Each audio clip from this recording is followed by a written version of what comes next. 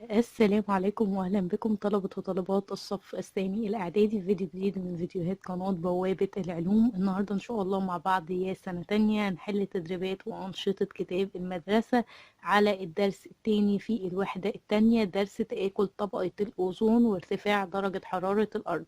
يلا بينا نبتدي بالأنشطة. النشاط رقم 1 بعنوان استنتاج كيفية تكوين غاز الأوزون. دلوقتي هو جايب لي مجموعة من الصور، بيقول لي تأمل ولاحظ مع زملائك الأشكال الآتية واستنتج كيفية تكوين غاز الأوزون. وده ازاي؟ ده هنحط تحت كل شكل تعليق بيعبر عنها. يعني عندي 4 تعليقات، طبعا كل تعليق بيعبر عن كيفية تكوين غاز الأوزون. طبعا البداية بتكون من الشمال، وطبعا اللي بيحصل ده هو ان بتمتص جزيئات غاز الأكسجين الأشعة فوق البنفسجية. تعالوا بينا نشوف يعني الشكل ده أو العبارة دي هنكتبها عند الصورة رقم 1. فدي كده هتكون الصورة رقم 1، ودي الصورة رقم 2، ودي 3، ودي 4. طبعا ده هيكون أول حاجة رقم 1. أما بقى طبعا اللي بيحصل بعد كده هو إن بتتكسر الرابطة في كل جزيء أكسجين بتعطي ذرتي أكسجين حرتين. فطبعا دي هتكون آخر جملة أو آخر تعليق. أما بقى الصورة اللي بعدها فدي بتعبر عن إن بتتحد كل ذرة أكسجين حرة مع جزيء أكسجين. طبعا دي هتكون التعليق التاني، فهنكتب هنا كده 3. يعني التعليق ده هنكتبه تحت الصورة رقم 3. أما بقى آخر طبعا تعليق وآخر صورة معانا إن تكون جزيء من غاز الأوزون. كده بالشكل ده نكون انتهينا من حل الجزء الأول من النشاط. دلوقتي بقى هننتقل للجزء التاني. الجزء التاني بيقول ما اسم العنصر الغازي اللي بتمتص جزيئاته الأشعة فوق البنفسجية. طبعا العنصر الغازي ده اللي بتمتص جزيئاته الأشعة فوق البنفسجية هو غاز الأكسجين، فهنكتب هنا كده غاز الأكسجين.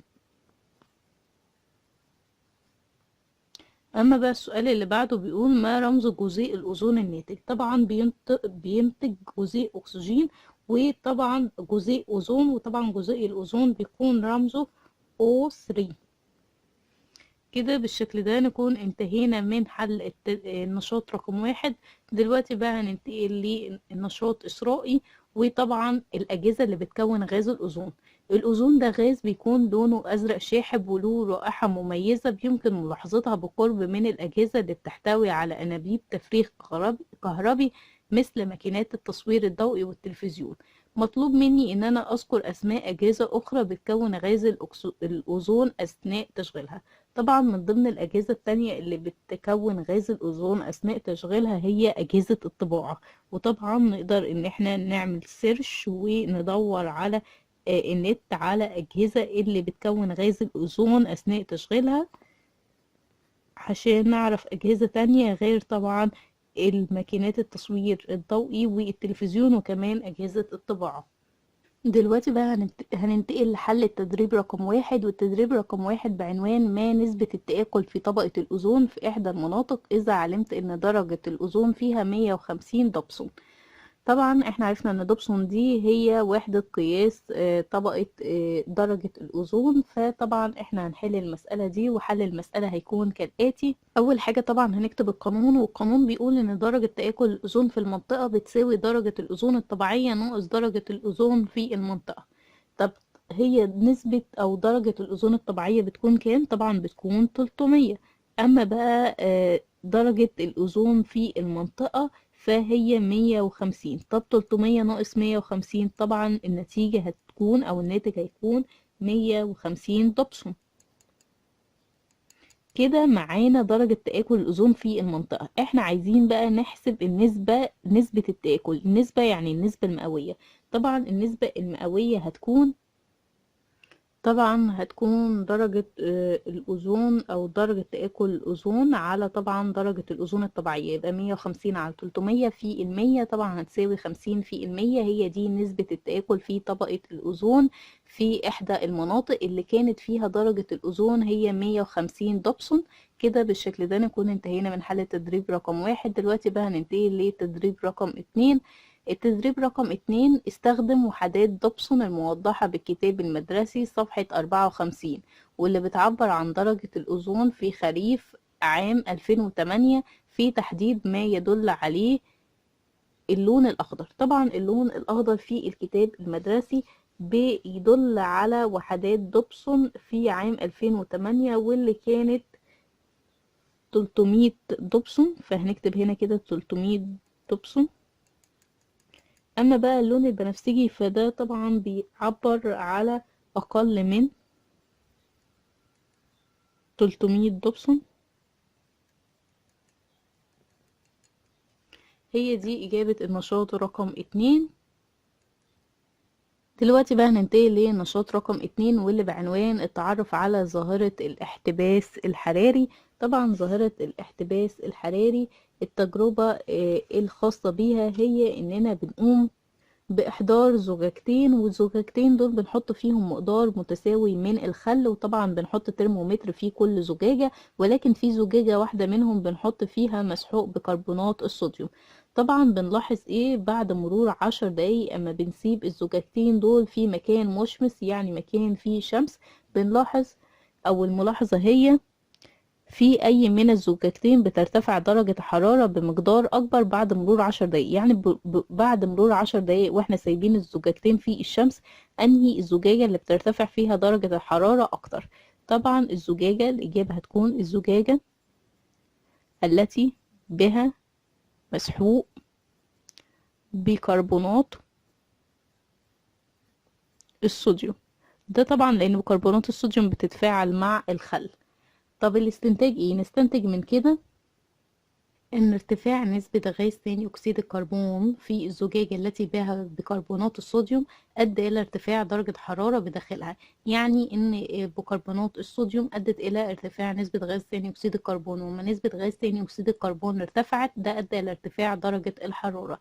هو ده الاستنتاج يا سنة تانية. كده بالشكل ده نكون انتهينا من إجابة النشاط رقم 2 في الأنشطة، وكمان انتهينا من حل الأنشطة. دلوقتي بقى هننتقل لحل التدريبات.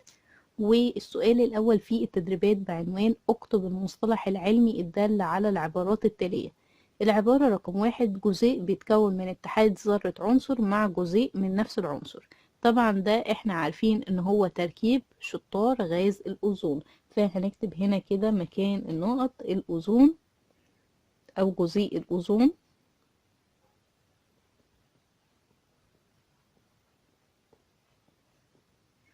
أما بقى العبارة رقم 2 فهي الارتفاع المستمر في متوسط درجة حرارة الهواء قريب من سطح الأرض. طبعا دي بنقول عليها ظاهرة الاحترار العالمي، هي دي الارتفاع المستمر في متوسط درجة الحرارة.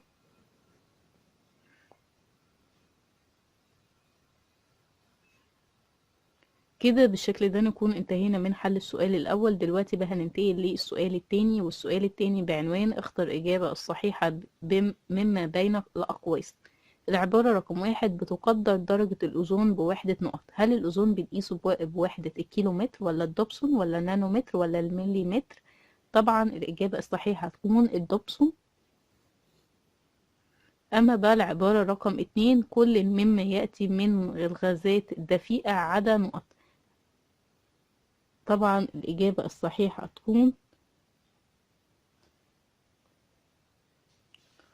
O2 الأكسجين، لأن طبعا ثاني أكسيد الكربون من الغازات الدفيئة، وكمان وكمان أكسيد النيتروز من الغازات الدفيئة، وكمان طبعا غاز الميثان برضو من الغازات الدفيئة.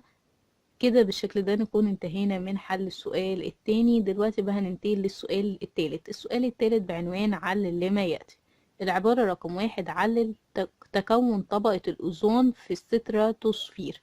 ليه طبقة الأوزون بتكون موجودة أو بتتكون في طبقة الستراتوسفير؟ طبعا الإجابة هتكون ده لأنها أول طبقة من طبقات الغلاف الجوي بتحتوي على كمية مناسبة من غاز الأكسجين تقابل الأشعة فوق البنفسجية الصادرة من الشمس. هي دي إجابة العبارة رقم 1 في سؤال علل تكون طبقة الأوزون في الستراتوسفير.